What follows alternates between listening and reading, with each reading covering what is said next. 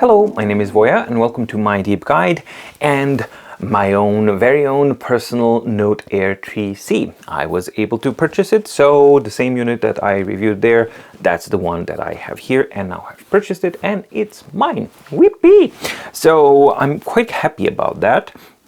Like nobody noticed in my review and stuff, but I'm happy to see that there was a lot of interest and a lot of engagement in both the unboxing and in the in-depth review of the Note Air 3C. And I think that it's rightfully so, because this is an exciting product and this is an exciting thing that deserves to be explored in more detail. So therefore, today's video is a Q&A video only about the Note Air 3C. So let's begin. All right, and let's start by a sequential order that I have these sorted in here. So the first one is iMac Express. It's going to be hard to remain level-minded on this model. Really looks awesome. Two things. Can't wait for the response and performance of Kindle reading. This is a big deal because of my commenting history on my Kindles. Please test soon. I will. I'll test that, not here, but I'll do a test comparison. I want to test it a bit. How does the Kindle Scribe perform with the same book, and how does the Kindle app perform with the same book on this one, and the same thing with Kobo app and Kobo Ellipsa, for example, Kobo Ellipsa 2. So that's something that I'm going to be doing in a separate test. The second part of this question is why I have this pen here, which is, it seems that the Scribe pen, this is the one, would be perfect match for this machine. It has magnets, curved design, what seems it would fit awesomely on the Note Air 3C. You have one to test. Yes, I do. This is it here. And the curved design that he's talking about is this one here. So you have a curve here, you have a curve here, and yeah, it does actually fit, and it fits pretty nicely. However, you need to be kind of careful where you snap it. The orientation of magnets is not exactly the same, so you don't want to, while it can snap in the middle, it's a lot weaker, and you can see like kind of falls off like this. But if you snap it just a little bit higher, then it's still not great, but it's a lot better. So the way that you want to actually have if you're using a Kindle Scribe pen with your Note Air 3C, is not in the middle, but one notch above. And when you actually put the pen here, you will see, you can just slide it next and you can see which magnet combination will hold it the best. And this one here, like in the slightly above the half, that one holds the pen really well. And yeah, the whole thing works really great as a package, and the functionality of the eraser and the button, that all works as you would expect it to, meaning the eraser works as a eraser and the button also works as an eraser. Next question is from Hank8293. Is it as dark as the SVD screen when the front light of AirC is off? And then he goes on about how some stuff that he's read, etc., etc. And my answer would be, in the identical conditions, I don't have the SVD here to give you a comparison point, but the answer would be no. It is not as dark as the SVD screen for two reasons. The white color on the reflective LCD panels is never white, it's silverish. Even when they are really, really well lit, you get this kind of reflective white, which can be characterized as a silverish type of color. So that gives a different type of overall look of the screen in identical lighting conditions of a reflective LCD panel or an e-ink panel. While here, of course, it's not white, it is this kind of greenish, yellowish, newspaperish kind of paper tint, which is darker than a normal monochromatic e-ink screen. But it's definitely of a different sort, and I would characterize it as brighter in the same conditions than the reflective LCD panel. Now, the second reason that basically impacts this impression is that reflectivity of the surface here. So this one is really, really nicely matte, and you don't have problems with reflections. While on the reflective LCD panel, because it has to transmit or let as much light through as possible, it cannot have a diffuse surface on front, because it would then diffuse the light rays that go through it, thus minimizing its effectiveness. So that means that the front panel of a reflective LCD screen, like the SVD screen, is going to be super reflective, and that the content, that the darker, lower intensity content, is going to have to fight constantly with the intensity and sharpness of the reflections on the glass on top. And that's something that you simply do not have on e-ink screens, and you specifically on this one, Note Air 3C, you do not have that problem at all. So while I don't have one to compare directly to an SVD reflective LCD panel, my answer would be nope. This one would be more readable and more visible in the same lighting conditions. Thank you for your comprehensive review. Thank you for watching. I'm a programmer. Can I use it as a color monitor? Have you ever tried to connect it to your laptop? Example, by HDMI port. I have tried, but any adapter HDMI to USB-C to HDMI that I've tried, it didn't work for me. But what does work for me is using a third-party app. And then I'm able to connect it via the USB to the computer, right, directly, not the HDMI, but a USB, and then the app actually provides communication, and then I can use it as a third screen. And the same app, I'm using Super Monitor, for example, but you can use any that you want. You can also use it as a wireless display as well, and I think it works really, really well in that regards. The only caution that I would definitely make is that whatever you do, do not keep the device in a constant state of rapid charge and discharge. What does that mean? If you're using it as a monitor, that is a state of rapid discharge, because it's doing all sorts of things all at the same time, and that puts a strain on the battery. So if at the same time you put a fast charger and you force the device and the battery to quickly charge and discharge at the same time, that is a recipe to very quickly, very effectively kill the battery immediately, and it might inflate. Once it inflates, what does it have in the back? Has metal. What does it have in the front? It has a soft e-ink screen, which is then in the battery, if it inflates, it's going to go, hey, the metal's not giving way. The screen is, it's going to inflate, and it's probably going to break the screen. So simply put, don't charge your device while you are using it as an external monitor. So somebody's going to say, but if I hook it up with a computer and a USB, that trickle charge is very low, and that's fine. That is not a state of rapid charge. What I'm talking about is if you put a speed charger, something with a lot of amps and a lot of watts, getting into this one, while it's actually working in a state of as a monitor, then you will be putting a significant strain on the battery, and that's something that you do not want to do. Sold! This will be my holiday gift. Congratulations to you. Interested in the Bluetooth keyboard performance? Yes, I'm going to show you the Bluetooth keyboard performance now in a separate footage, because I'm going to record it separately, but it's really freaking awesome, and it's awesome especially when you use the portrait mode, and that's how I've been using this device now for the most time, because I just leave it to the side on my desk, and because it's a Bluetooth keyboard that I'm using that has like 3 programmable switches to 3 different devices, then I can just at the press of a button switch, just press a button on a keyboard, start typing, and I'm typing and controlling my books, press another key, and I'm back controlling my PC, and a third one for, I don't know, another PC or another tablet or something like that.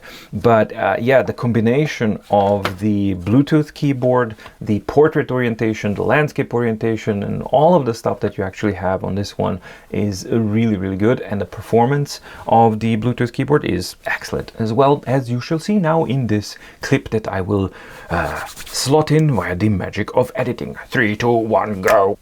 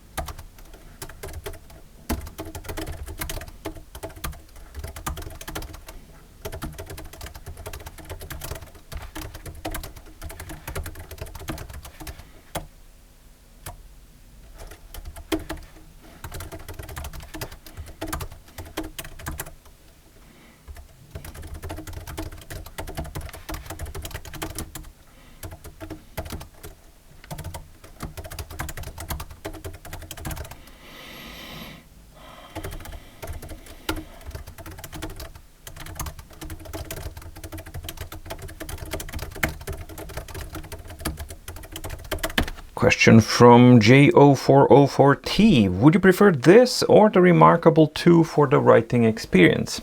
And as I have been now testing Remarkable 2 after having used Note Air 3C for a while, and then I used a little bit of Remarkable 2, I can tell you without question that I prefer this. Vastly prefer it in every respect. Writing comfort, writing performance, writing feel, everything except the brushes. Now, if you're just for writing, my writing is, I'm not drawing. So I'm not using these for drawing, and then it's not a problem. So for writing, I'm perfectly fine with this. However, one area where Remarkable 2 absolutely excels is the quality of brushes and the versatility of brushes. It has, yes, you have tilt support on both, but the quality of brushes is simply, 2 categories above, not 1 category, but 2 categories above what Boox currently has in software-wise implemented in their devices. But that's just for drawing. For writing and the quality that you actually get, the precision that you get, the exported quality that you get, every single thing writing-wise is better on Note Air 3C than on the Remarkable 2. One thing isn't, and that's the inherent nature of the darkness of the Kaleido 3 panel, right? So you will have more contrast and you will have brighter white surface on Remarkable 2 than you will have it on the Note Air 3C, but that can be adjusted and kind of compensated with the front light, but that's something that you definitely have to keep in mind. I swear I didn't plan this, but the next question is, do you find the screen too dark without the backlight? Well, that's a nice segue. I love when that happens. So to answer the question, no, I do not find it too dark, but I know that some people do, and therefore I'm pretty certain that some people will find it too dark. So that is entirely up to you. For me, for normal use case scenarios, I can use it even without the front light in normal, daytime normal conditions and normal angles. I don't have to angle myself towards the window or anything like that. I can sit in a chair and just read and have it work normally. But that being said, I do find myself that I do want to use the front light at around a third, between a third and a half, depending on the conditions that you may want. So unquestionably, the screen is darker than what you're used to on monochromatic displays. Every color e-ink screen is like that. It is brighter than Kaleido 2 and Kaleido 1 and Kaleido Plus, but still it is darker than a monochromatic screen, so you have to keep that in mind. But personally, no, I don't find it too dark. Next one. Hey, will this case also fit my fit on my Boox Note 2? It won't fit the Note 2 at all. If you meant Note Air 2, it won't fit that either, talking about the magnetic case here, because Note Air 2 does not have magnets. And if you meant if it's going to fit the Boox Note Air 2 Plus, because that one had magnets, no, it won't, because it's a different orientation and placement of the magnets. So nope, it won't fit anything else older than the Note Air 3C. Now, yeah, whether or not we get other iterations of the 3C, like 3C Plus, Pro, or maybe non-C versions of, Note Air 3 Plus or Pro or something, that remains to be seen. And I imagine that the same case will fit on those lines of devices, but on older ones, nope. The next question is, how crispy is the black and white PPI on Boox screen compared to the one with the Kindle Scribe? So we have Kindle Scribe on the right, we have the Note Air 3C on the left, we have both front lights are turned off, same lighting conditions, same angles, same document, same zoom levels. So I heard the screens of Kindle devices are crisper than other devices in the market. Can you confirm whether the rumor is true? Well, here it is for you to look and kind of compare, and I'm just gonna zoom in so that you can be the judge of that on your own. And at the same time, you have the ability to compare and contrast the darkness element that we talked about, the monochromatic screen versus the Kaleido 3 color panel. Front light is off. So yeah, here you can see this is the Kindle Scribe, this is the NA3C, and you be the judge of that. Both are, I've tried to match the contrast levels as much as I could so that it looks, you know, similar as I can get it to be.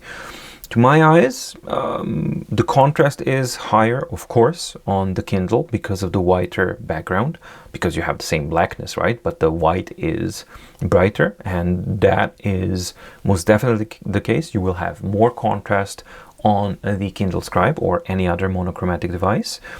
But as far as the readability goes, precisely because the contrast is lower, I prefer the NA3C because it is softer, it is easier on the eyes, but that's a personal preference. You may want more contrast, somebody may want a little bit less contrast, and here's the example so that you can see what works best for you. Does it send all your data to the CCP servers? I believe that stands for China's Communist Party's servers. No, depends what you want to do. I don't know, and I will not speculate on that part. But if you are concerned about that, well, then don't simply log into a Chinese server. And if you are concerned about that and you want to, speculate there, well, then don't use the Boox account. You have the option to use a Boox account and use non-China server. So that's certainly a thing that you can choose and use. So no, you don't have to send everything to China. But if you're concerned that Boox is a Chinese company and that maybe some of your data will still end up there, well, then don't use the Boox account.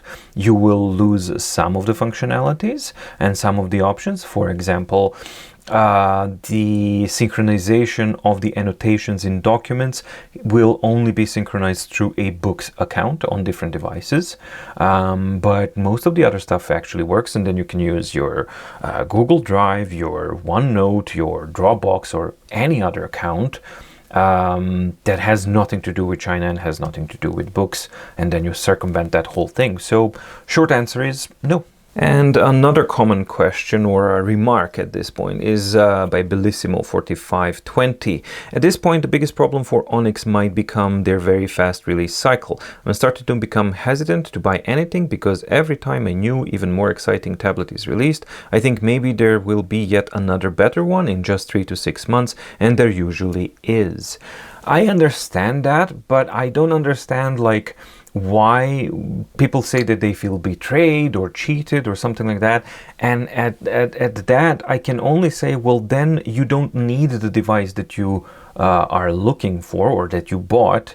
Then you simply wanted that device because I don't know, I look at it from a perspective, I buy what I need and I try to refrain from buying what I want. When I have that kind of mindset, I know that technology is like that. Every 6 months, there is going to be a new device, a new phone, a new tablet, a new, every year you're going to get a new CPU and all of these kinds of things. So if you are guided by the thing, I want the latest and the best, well, you buy the latest and the best, full well knowing that from day 2 of owning it, it is no longer going to be the latest and the best. So I don't fully understand why people are still in that kind of capacity, but there was one comment which actually explained this in a very, very nice way. So I'm just gonna read that one. And the response came from Beankey. Boox releases new products twice a year or so. You can wait 5 months for a newer and better device, but they will release another newer and better device 5 months after that. So you could wait forever and never actually own a device because you need to have the next best device, or you can buy a device that does what you want and you can use it and enjoy it. Could not agree more.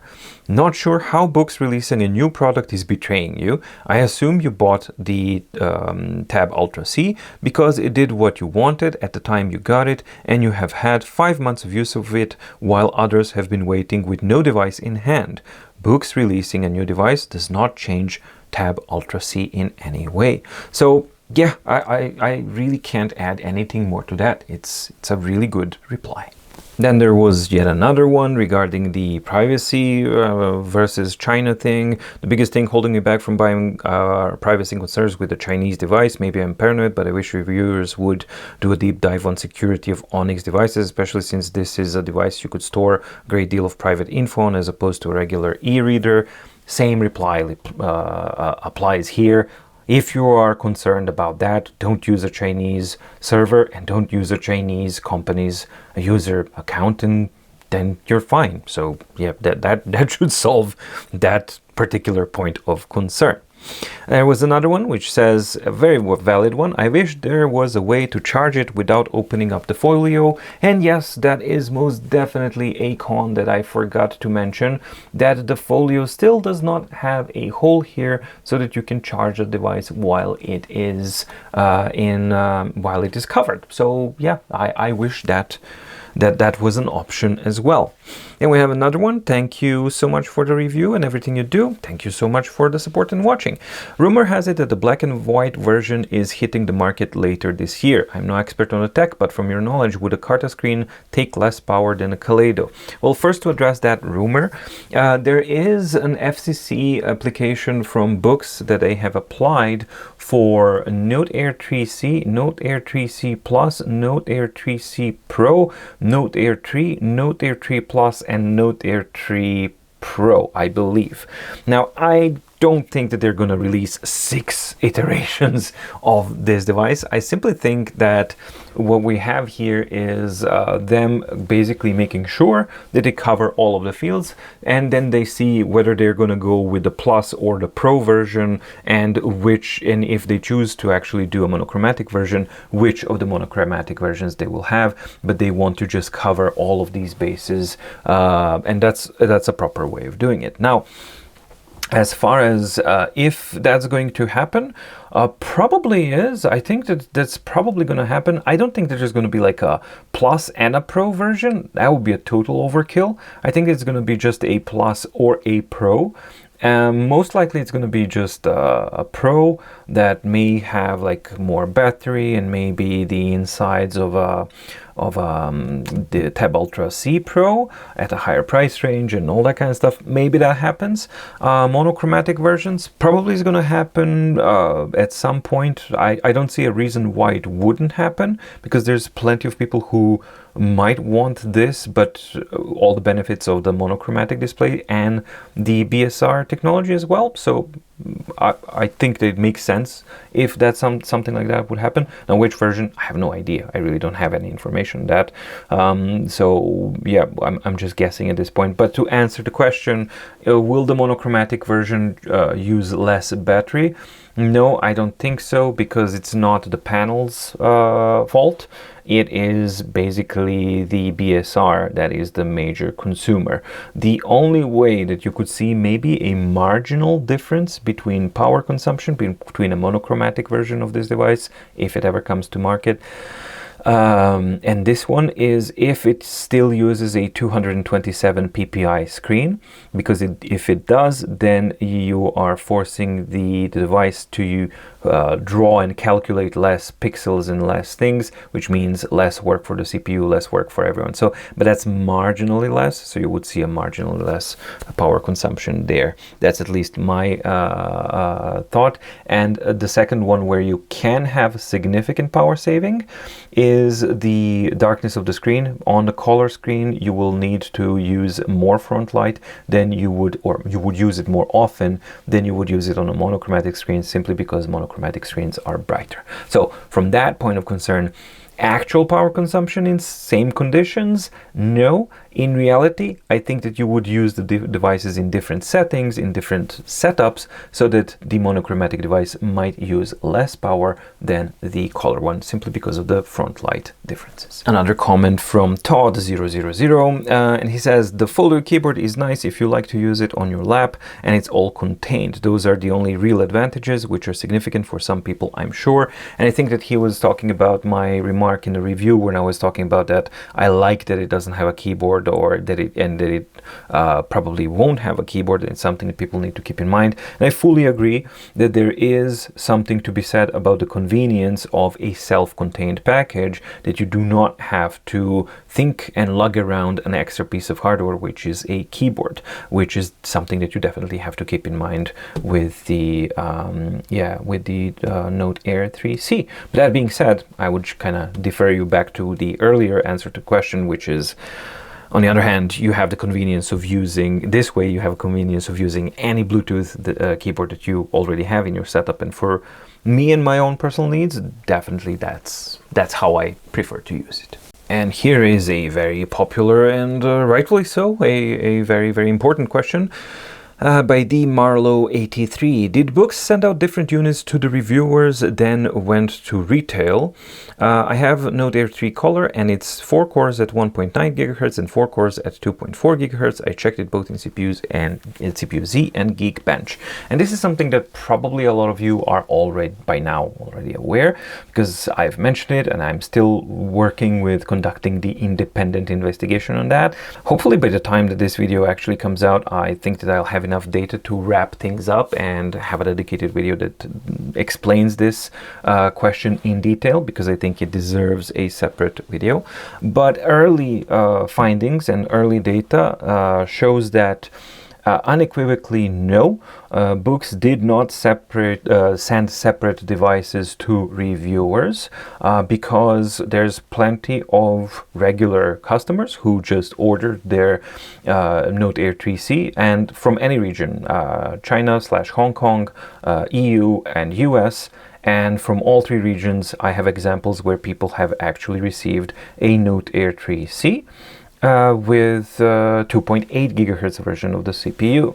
There's also an example of a user who ordered a Note Air 3C, received a 2.8 GHz version, had one dead pixel that he was annoyed with, returned it, received back the replacement device, which didn't have a single dead pixel, but was a 2.4 GHz version, all from the same store. So that story that Boox has any idea of which device is actually 2.8 and which is not, I don't think that holds water, because the data simply doesn't support that. What I think is happening and what the data is starting to show, I need a little bit more time to kind of pass and a little bit more data, but the indication so far is that there was a limited run in the beginning of a couple of, some number, unidentified number of versions of the devices that went with the CPU variant. It's the same CPU, we're talking about the same CPU, but two variants, and went with the variant that had 4 cores that turbo up to 2.8 gigahertz, and some went with the regular version that should have been there. So I'm gonna, I need to investigate this further, but these are the initial things. And one thing that I can absolutely say for certain is that nope, regular users have ended up with 2.8 gigahertz versions of the Note Air 3C, and nope, it was not region dependent. Another question from Burger1113. Question: I'm very tempted to get this, but not just to read, but to use it for typing documents at work without destroying my eyes. What I would really love to do, though, is to output the screen to a TV in classrooms to show my students content like documents, pictures, and videos. I'm going to guess, though, that it doesn't have that functionality. No, it actually does, because it's an Android 12. So you have something here called screencast, and you can screencast to any Miracast enabled device, so be it a TV, projector, another computer, or something like that. The reliability of that is so-so, but again, this being an Android 12, you have the Google Play Store, and you can actually download third-party screen sharing apps, and then you can screen share that way. Another question from Paltomare. Would using the SmartNote Heart of Metal pen with this device lead to scratches on the surface? Heart of Metal pen has a ceramic nib. Ceramic nib or ceramic is a tougher material than what we have here, the folio that's on top. And it would not cause scratches immediately, but basics physics imply that over time the harder surface will, through friction, repeated friction, it would cause some sort of damage. Is it this is going to be in the form of scratches, or polishing down the surface of the paper-like folio surface on top, or something like that? I really don't know. So anything like titanium nibs or ceramic nibs or anything like that, you do not want to do that, because physics. Another question slash commentary: does the screen still have a fragile glass backing like on the Tab Ultra C? I broke mine within less than a month of light occasional use. I endured a $700 paperweight, would rather not opt for a $499 one. Wow. Well, this one doesn't really track, because I owned and used my Tab Ultra and the Tab Ultra C. So Tab Ultra I used for about half a year sporadically, so light use, never any problems with it. I used Tab Ultra C since it released, and I returned it only like about a couple of weeks ago, and I used it quite a bit as well while it was with me. Not a problem whatsoever of any kind. So no, first of all, that part doesn't track, because with normal light use, no, the screen does not break. So either your use was not light, or something else happened here that has not been disclosed. And the second part that doesn't really make sense: if it was less than a month of light occasional use, well, these devices have 1 year warranty. And if it broke on its own, well, that sounds like a warranty claim. So why would you end up with a $700 paperweight, and why wouldn't you actually exercise your right for a warranty claim, or at least attempt that? So yeah, that story doesn't really sound like it doesn't track. Something about it doesn't really track, and it's not complete. As far as the glass itself, as I said, it is thinner than on the Tab Ultra and Tab Ultra C, which contributes to better writing feel and writing experience. But it also is a little bit more elastic, and as we know, elasticity is good for material, because harder and less elastic material is, more it will be susceptible to cracking. When you have elasticity, then that means that it will deal with weather changes, expansion, shrinking better. It will deal with impacts a little bit better, etc., etc. That is, again, physics theory. What remains to be seen is how this particular glass, in this particular housing, in this particular setting, will, endure over time. I hope that it's going to be good, but it's still too new to actually know. Hi Voya, hello Iganzioru1254. Are those speakers useful, or maybe it's a waste of space? Well, I don't know what's a waste of space. What would you put inside? It's not like they are taking up a lot of space. But yeah, they are useful. They're actually perfectly usable, and they're perfectly fine for a voice chat, looking at some videos and stuff like that. Listening to an audiobook, for example, a podcast, and things of that nature. A commentary: now this just needs the remarkable keyboard. No, it doesn't, because it's a Bluetooth enabled device, so you can use any Bluetooth keyboard that you want with this one, which Remarkable can't do. Here's Todd000 once more. Can the GPU be disabled, for example, low battery mode?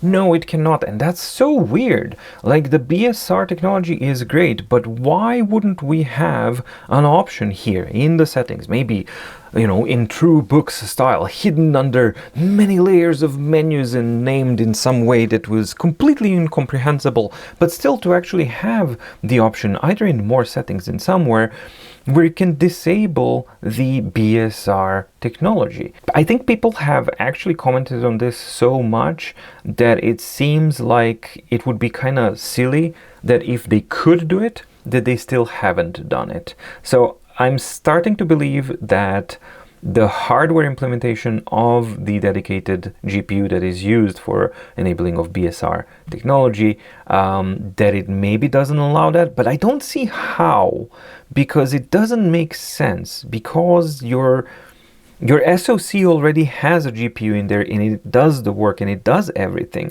This one is just an additional help for refreshing things. So there should be a way to simply bypass it, or at the very least, even if you're utilizing it, to utilize it in a bypass mode. Maybe they didn't really build in a bypass mode into the chip, and if that's the case, then you won't be able to bypass it. But it's very, very strange that we don't have a software option to bypass, to enable or disable BSR so that we can have more power savings.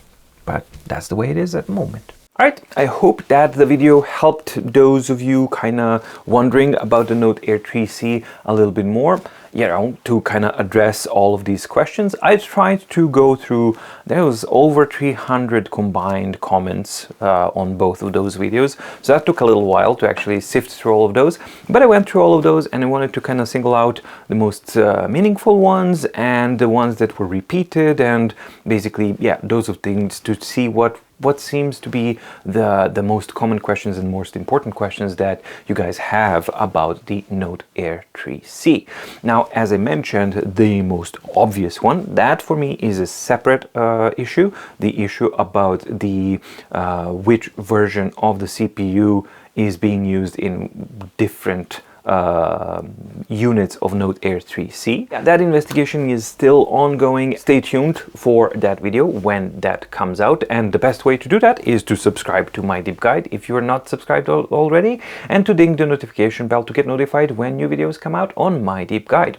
Also, if you like the video, please do like and subscribe, and if you do have additional questions or comments regarding the Note Air 3C or some things that have been covered here, please do let me know down in the comments below. Also, check out the mydeepguide.com/shop, where you can find MDO and MMP. Those are hyperlinked PDF files. MDO helps you organize your yearly, quarterly, monthly, weekly, daily, private or business needs. And MMP is My Deep Guide Meeting Planner, which helps you centralize, organize, and simplify your meeting planning needs. If you are interested in learning more about these products, do check out the playlist links in the description below to learn more about the products and see if they are for you or not. Thank you so much for watching. Stay safe, stay healthy, and see you in the next video.